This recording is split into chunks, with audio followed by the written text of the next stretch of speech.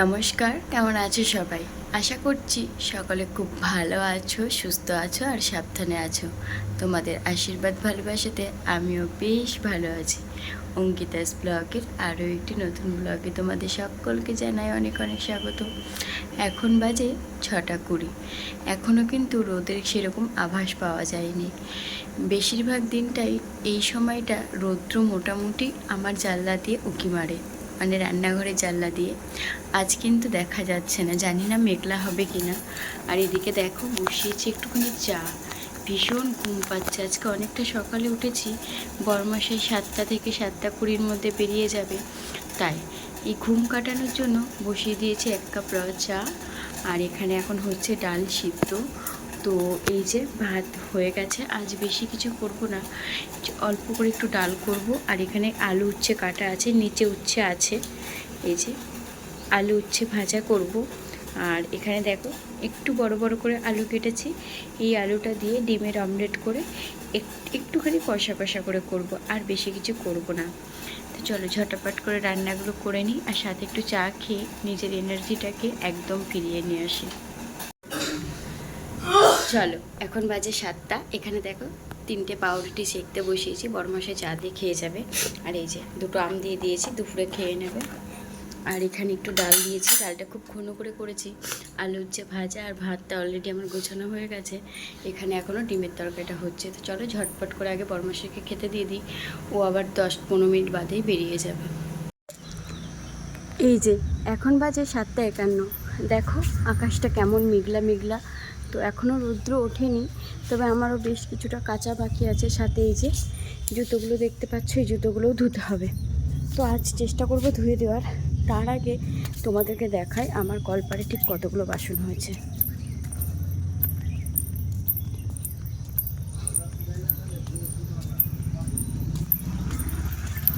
এই যে আজ কলপার জুড়ে শুধু বাসনেই বাসন, দেখতেই পাচ্ছ ঠিক কতটা বাসন হয়েছে। এই এতগুলো বাসন আজ আমি এখন মাজবো, প্রায় ঘন্টার উপরে হয়ে যাবে এই বাসনগুলো মাজতে। আর আজ না সকালবেলা বেশ অল্প স্বল্প হলেও জল দিয়েছে। এই যে সবুজ গামলাটা, তারপরে হচ্ছে এই ছোট বালতিটা, এই গামলাটা, কালো গামলাটা কালকেই ভরা। তো যাই হোক, চলো ঝটপট করে বাসনগুলো ধুয়ে নিই, তারপরে কাচাকুচিও করতে হবে। আর আজকে আবার ঠাকুরের মন্দিরটাও লেপা হয়নি। চলো, দেখলাই এক ডায়ে বাসন বার করে রেখেছিলাম। তো তারপরে রান্নাঘরটা পরিষ্কার করে ঝটপট করে চলে এসেছি। এদিকে মাথার উপর মেঘলা চারা দিচ্ছে, আকাশটা আজ মেঘাচ্ছন্ন, তাই একটু তাড়াতাড়ি করছি। বেশ কিছুটা জামা প্যান্ট কেচেছি, সেগুলো না শুকাক, কিন্তু অন্তত জলটা ঝরে গেলে ঘরে মেলে দেওয়া যাবে, সেই কারণে। আর এখানে আজ বেশ কিছুটা কৌটাও মেজেছি। আর এত বাসন হওয়ার কারণটা হলো, কাল রাতে বাসন মাজতে পারিনি। কাল রাতে আমরা অনেক রাতে খেয়েছি, বড়মশাইয়ের একটু সমস্যার কারণে আমাদের খেতে খেতে 12টা বেজে গেছিলো। সেই কারণে অত রাতে আর ভালো লাগছিল না। আর আজকে তো কিছুটা বাসন আছে, কালকের বাসন মিলিয়ে অনেকগুলো বাসন হয়ে গেছে। এই কারণেই আজ কিন্তু বাসনের পরিমাণটা অনেকটাই বেশি।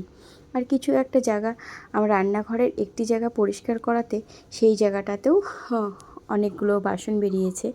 তো ওখানে বাসনটা মেজে রেখেই মোটামুটি এখনও কাঁচা বাকি রয়েছে, চলে এসেছি ঠাকুরের মন্দিরটা লেপতে। এটা বেসিক্যালি বেশ কিছুদিন আগে আমি এটা লেপা পোছা করে নিয়ে তারপরেই রান্না বসাতাম।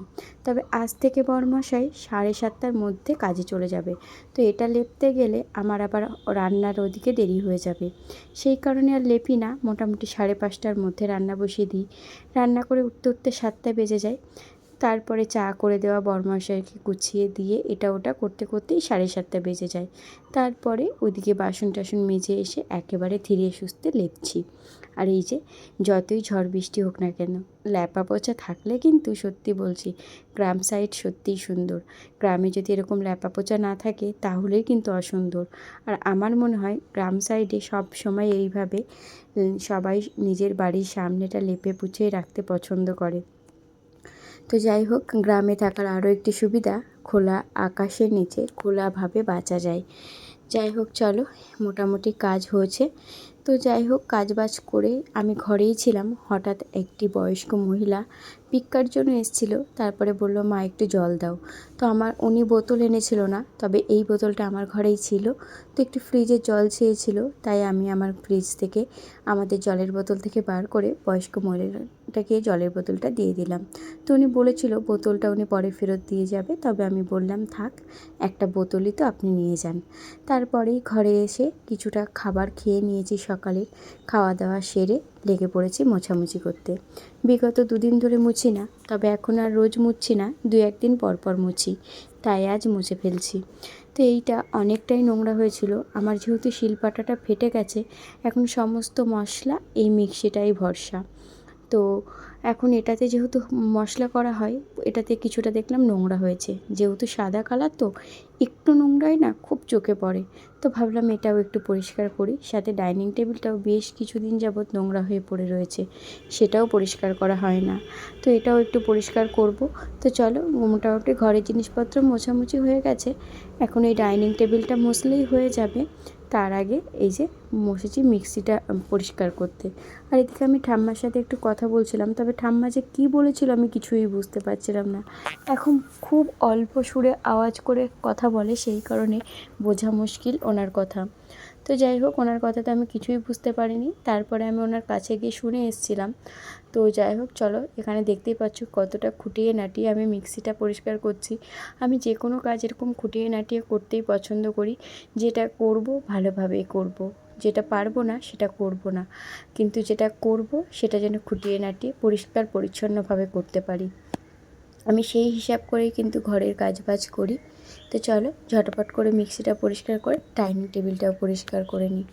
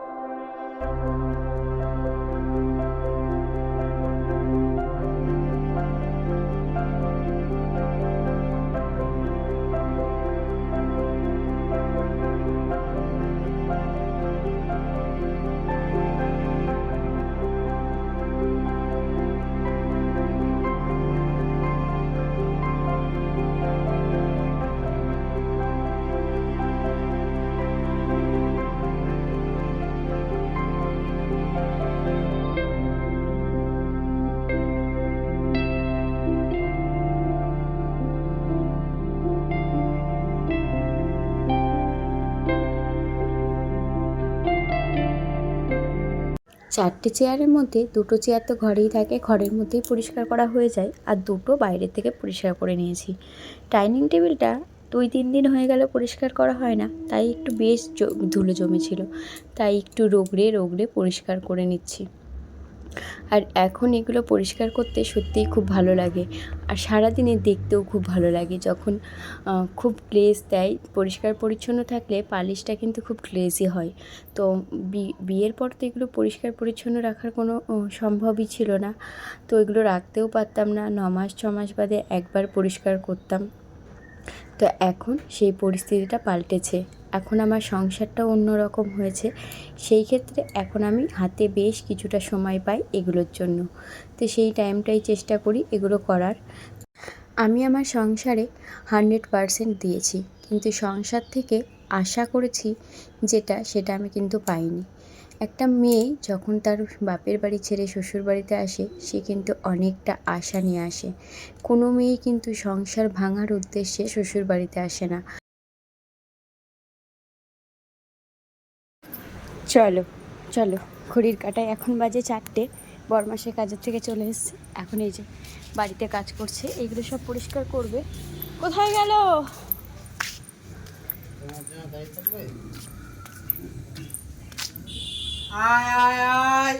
ওই যে উনি আসছে, ওই যে আসছে, এই যে আসছে, এই যে এইদিকে।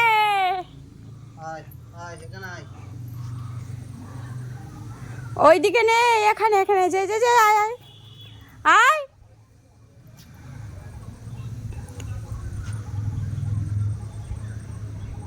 নাও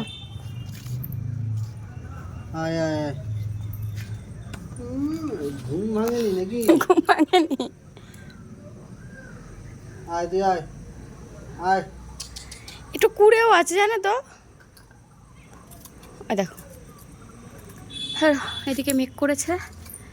আমি ওই যে ঠাকুরের বাসনগুলো মাজবো এখন।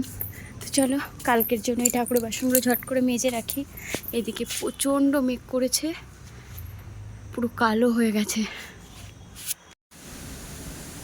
এই যে টেহা দেবো না, কিন্তু দিব না। আম কাটাই আছে। কোথাকার আম?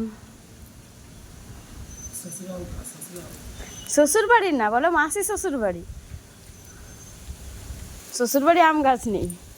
চলো, চলে আসলাম বিকেলবেলা। বরমশাই আজ তাড়াতাড়ি বাড়ি চলে এসছে, 3:30-র সময়। এখন ওই 4টে মতো বাজে। তোমাদেরকে তো মেঘের অবস্থা দেখালামই, ওই কারণেই তাড়াহুড়ো করছি। যদি বৃষ্টি চলে আসে। ওদিকে এখন এঁঠো বাসন আছে, মাজা হয়নি। এখন ঠাকুরের বাসনটা মেজে রাখছি আগামী দিনের জন্য। এখন রোজই মেজে রাখি, কিন্তু একটু চেঞ্জ হয়েছিল। দুপুরে ঘুম থেকে উঠে এই কাজগুলো করি, তবে আজকে কাজ করতে দেরি হয়ে গেছিলো, তাই ভাবলাম পুজো দিয়ে খাওয়া সেরে একেবারে মেজেই তারপরে ঘুমাবো। কিন্তু শেষ রক্ষা কি আর হবে সেটাই বুঝতে পারছি না। এত মেঘ করেছে, এত হাওয়া হচ্ছে, আর এদিকে আমার জামা কাপড়গুলো প্রায় সব শুকনোই। তো চলো ঝটপট করে এগুলো ধুয়ে নিই আগে। এই যে কোনো রকম বেঁধেছি, আর এই যে বৃষ্টি পুরো কমপ্লিট হলো না আমার। এখনও ওখানে বাসন রয়ে গেছে, কলপারে আছে। দেখো, শেষ রক্ষা আর করতে পারলাম না। কোনো রকমে বাসনগুলো ধুতে না ধুতেই বৃষ্টি চলে আসলো। এদিকে বরমাসে এখনও বৃষ্টিতে ভিজে ভিজে কাজ করছে, আর ওদিকে এখন আমার এঁঠো বাসন পড়ে আছে। কোনো রকমে জামা কাপড়গুলো তুলতে পেরেছিলাম। আর বৃষ্টি কিন্তু ভীষণ জোরে হচ্ছে, বুঝতেই পারছো ফোঁটাগুলো কতটা বড় বড়। এইদিকে হচ্ছে হাওয়া, আর খুব ভালো লাগছে। কিন্তু ওই যে কাজগুলো কমপ্লিট হয়ে গেলে তাহলে আরও ভালো লাগতো, বৃষ্টির ওয়েদারটা উপভোগ করতে পারতাম। বরাবরই বৃষ্টিটা আমি একটু অপছন্দ করি, কারণ এই বৃষ্টির জন্য আমরা হয়তো ছাদের নিচে আছি, আমাদের কোনো অসুবিধা হয় না। কিন্তু অনেক মানুষ আছে বেঘর, তাদের ঘর নেই, ঘর থাকলেও ঘরের চাল ঠিক নেই, তাদের কিন্তু এই বৃষ্টির ওয়েদারে ভীষণই কষ্ট হয়। তো বরমশাইকে অনেক বলার পরেও সে শুনল না। আর যাই হোক, কোনো রকমে তো ঠাকুরের বাসনগুলো ধুতে পেরেছিলাম, সেগুলোই চলে আসলাম এখানে উপর দিতে। কারণ কাল যেহেতু আবার পুজো দেবো, ততক্ষণে বাসনগুলো জলের মধ্যে থাকলে একটু কেমন যেন খসখসা হয়ে যাবে। সেই কারণেই এখানে বাসনগুলো এইভাবে উপর দিয়ে রাখি। যেমন আমাদের বাসনগুলো উপর দিয়ে রাখি, ঠিক সেইভাবেই আমি ঠাকুরের বাসনগুলো এইভাবেই উপর দিয়ে রাখি। আমার এইভাবে কাজ করতে বেশ ভালো লাগে। আর এগুলো আমি নিজের বুদ্ধিতে, নিজের কাজের আটঘাট বুঝে করে থাকি। আমার ভালো লাগে এইভাবে কাজ করতে। তো চলো, পরিষ্কার পরিচ্ছন্ন করে বাসনগুলো উপর দিয়ে নিয়েছি। দেখো কিভাবে মুষলধারে বৃষ্টি হচ্ছে, কতটা করে জল জমে গেছে আমাদের বাড়িতে, পুরো উঠোন জলমগ্ন হয়ে গেছে।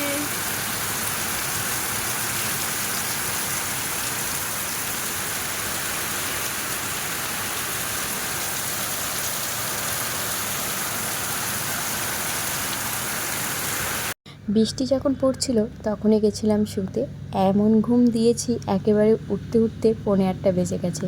তড়িঘড়ি করে আগেই জলের বালতি বসিয়ে দিয়েছি, কারণ যেই টাইমে আজ বৃষ্টি হচ্ছিলো সেই টাইমে জলের টাইম ছিল, তাই আর বৃষ্টির মধ্যে জল নেওয়া হয়নি। তো এখানে চা করে নিয়েছি, সাথে ঘরে 3.5খানা রুটি ছিল। তো বড়মশাইয়ের একটু খিদে পেয়েছিল, ঘরে একটাই ডিম ছিল, এই একটা ডিম দিয়ে বড়মশাইকে 2টো রুটি ডিম টোস্ট করে দিয়েছি, আর আমার জন্য ওই 1.5খানা নিয়ে নিয়েছি, আমি চা দিয়ে খাবো বলে। তো ওর খিদে পেয়েছে সেটা আমি বুঝতে পারছি, কারণ সেই দুপুরে ভাত খেয়েছে, তো সেই কারণেই এইটা করে দিলাম। আর এই যে ঘুম থেকে এখন উঠতেই পারছে না বাবু, অনেক তেলিয়ে তেলিয়ে তারপরে উঠালাম ঘুম থেকে। যাই হোক, চলো এবার চাটা খাই, তারপরে যেতে হবে জল ভরতে। আজ দুপুরে আকাশ ভেঙে বৃষ্টি নেমেছিল, সেই কারণে কিন্তু আমাদের উঠোনটা পুরোটাই জলমগ্ন হয়ে গেছিলো। সেই জল এখন তো জল তো বেরিয়ে গেছে, কিন্তু ভীষণভাবে কাদা কাদা হয়ে রয়েছে। এখন একটু বাথরুমে জল ভরতে একটু অসুবিধাই হচ্ছে, স্লিপ কাটছে, তার মধ্যে আমাকে জল তো ভরতেই হবে কালকে স্নানের জলের জন্য। তো দেখতেই পাচ্ছ বাথরুমে চলে গেছি জল ভরতে, কতটা অন্ধকার। তো চলো, আজকের ভিডিওটা আর বড় করছি না, এখন আবার রান্নাবান্নাও করতে হবে, আজ আবার ভাসুর বাড়িতে আসবে। তো চলো, ভিডিওটি তাহলে এখানে শেষ করলাম। আর আজকে কাদের কাদের ওখানে কোথায় কোথায় এরকম জোরে বৃষ্টি হয়েছে অবশ্যই কমেন্টে জানাবে। আমাদের এখানে কিন্তু ভীষণই বৃষ্টি হয়েছে, অনেকটাই স্পিডে বৃষ্টির স্পিডটা অনেকটাই ছিল। যাই হোক, চলো সবাই সুস্থ থেকো, ভালো থেকো, সাবধানে থেকো। দেখা হবে আগামীকাল আরও একটি নতুন ব্লগের সাথে।